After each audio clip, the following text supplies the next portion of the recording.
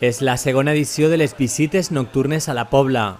La regidoria de Patrimoni ha organitzat este acte, que enguany forma part de les festes d'estiu. Estos dos iaios venen a replegar als participants. Els van aportar a fer un recorregut per la història de la localitat. Una visita que enguany canvia d'itinerari. Comença a les antigues escoles del carrer Bisbe Cervera. Així aplegaven fa anys estes monges. Havien vingut per obrir un col·legi a esta casa. Són monges de la doctrina cristiana i posaven en marxa el que amb el temps ha estat el Col·legi Sant Josep de la Pobla.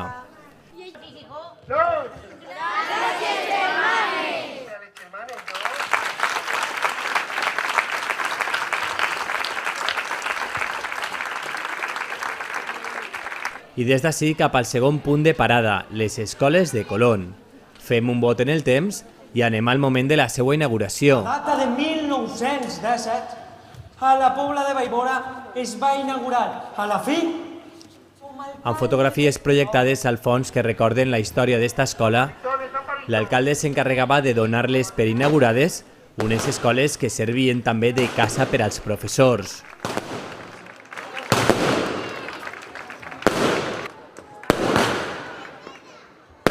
I d'ací cap a este punt de parada. És este magatzem de ceba.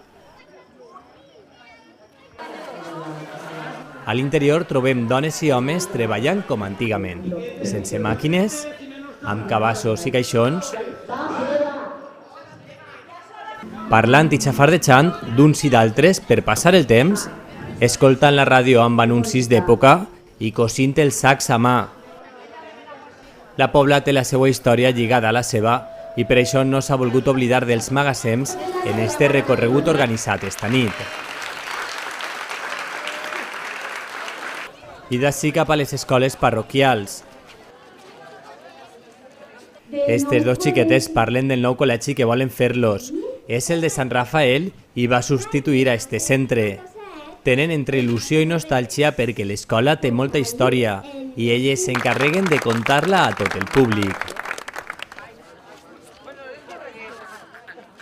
I anem ara a un altre punt de la Pobla.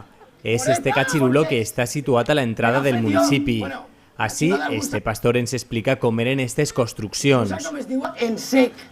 L'ha anat fent posant una pedra junta a l'altra sense deixar entre només fetes amb pedra, servien per resguardar-se de la pluja. Una tempesta que s'anuncia i que finalment aplega. Per guardar-se van a l'ermita del Mas de Tous.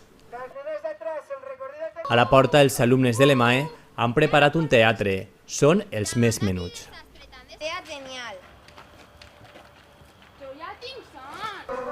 A l'interior de l'ermita trobem esta guia. Acaba de despertar-se i va explicar-los tot el que poden veure ací. Són imatges que representen diferents passatges de la Bíblia. Amb ajuda d'un voluntari, s'encarrega de contar-los la història d'este immoble. I per tancar les visites nocturnes, este és l'últim punt de parada, la replaceta del carrer del Pilar.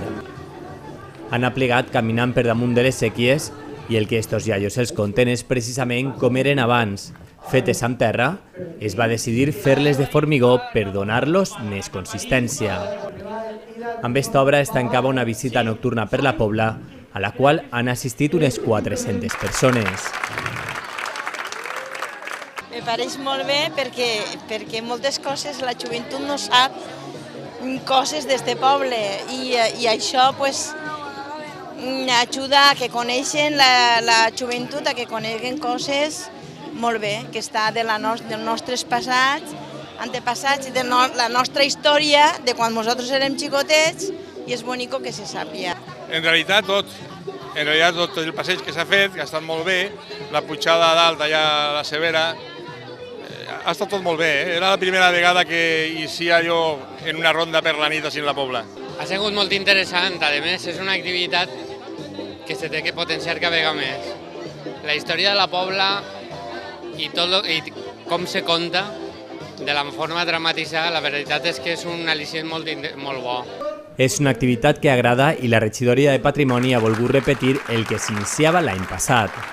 És la segona edició que fem de les històries nocturnes i se fa un poc per a que la gent conega com se vivia abans i sobretot punts emblemàtics. Enguany hem fet un recorregut un poc més llarg que l'any passat per a veure algunes cosetes més i la participació, com sempre, ha sigut un èxit. Estem molt contents perquè la gent sempre li agrada eixir, li agrada disfrutar d'aquests actes i sobretot ha sigut una caminata molt interessant.